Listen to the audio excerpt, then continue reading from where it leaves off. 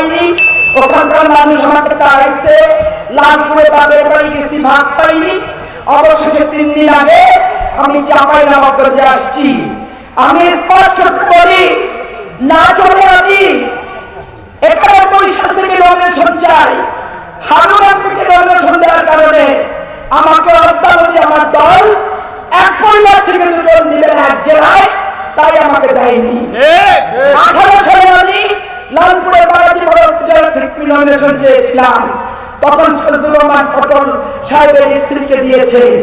এবার আমি 2 সিট থেকে নমিনেশন চেয়েছি। বিএনপি সিদ্ধান্ত নিয়েছে একই পরিবারে 2 জনকে নমিনেশন দেবে না, সেটা বিএনপির কেন্দ্রীয় সিদ্ধান্ত। তোমরা জামাত ইসলামের কে?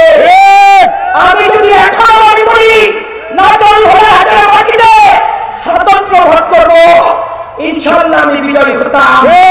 কিন্তু তোমরা যে হারুনের রশিদের সুতা কাটবা, এই সুতাটা আমি কাটতে দিতে পারি না।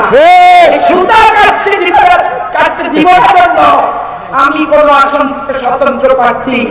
আমি পাপিয়া জিতার মতো যোগ্যতা থাকার পরও, মাঠে ঘাটে আন্দোলনে ভূমিকা থাকার পরও, পার্লামেন্টে ভূমিকা রাখার পরও আমি নিজেকে সামাল দিয়েছি, স্বতন্ত্র ভোট করিনি।